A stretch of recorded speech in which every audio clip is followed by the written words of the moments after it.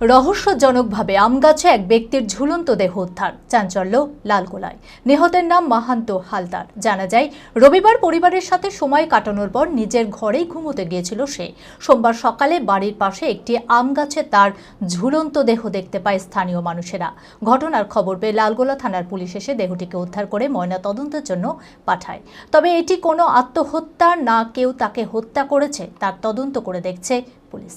মানসিক স্বাস্থ্যের জন্য সবার আগে যে নামটি মনে ভেসে ওঠে, সুস্থ মনের ঠিকানা মনোবীক্ষণ।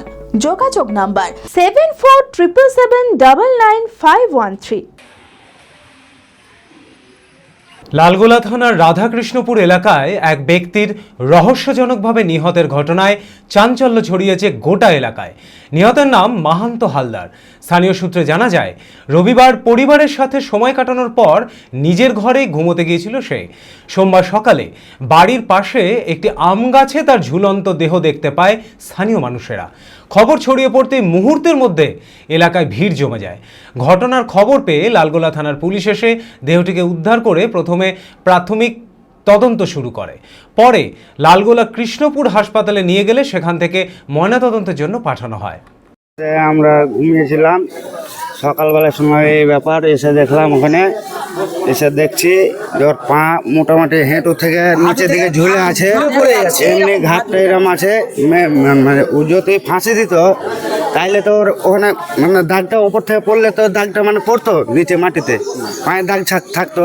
অথচ নিজে ফাঁসি দিলে ওখানে হয়তো হাঁচার ফাঁচার করতো বাঁচার জন্যে, সেখানে তো মানে খুঁড়া খাঁচা থাকতো। ঘটনার পর পরিবারের অভিযোগ, মাহান্তের কোনো মানসিক অবসাদ বা আত্মহত্যা করার কোনো প্রবণতা ছিল না। তাদের দাবি, কেউ তাকে হত্যা করে গাছে ঝুলিয়ে দিয়েছে। অভিযোগগুলোর ভিত্তিতে ঘটনা তদন্ত শুরু করেছে পুলিশ।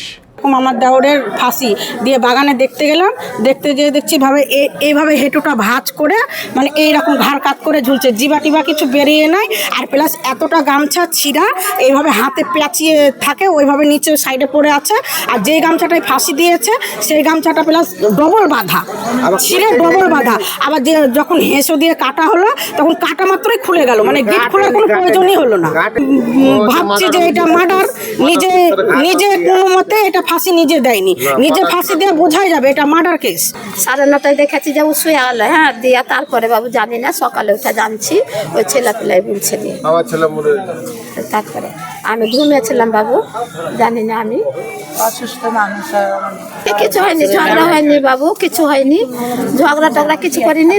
ঠাকুর বিসর্জন হয়েছিল, বিসর্জন হইয়া বললে মা আমি ভাত খাবো, দিয়ে হ্যাঁ দিয়ে ঠাকুর বিসর্জন করে এসে ভাত খেয়ে। Future guide central government MSME affiliated ও ISO সার্টিফাইড মেডিকেল রিপ্রেজেন্টেটিভ চাকরির অতি বিশ্বস্ত একটি বৃত্তিমূলক প্রতিষ্ঠান। এখানে ইন্ডাস্ট্রির সেরা শিক্ষক দ্বারা প্রয়োজনীয় ট্রেনিং, গ্রুমিং এবং গাইডেন্স দেওয়া হয়। ক্লাসরুম এবং ফিল্ড ট্রেনিং এর সুব্যবস্থা রয়েছে।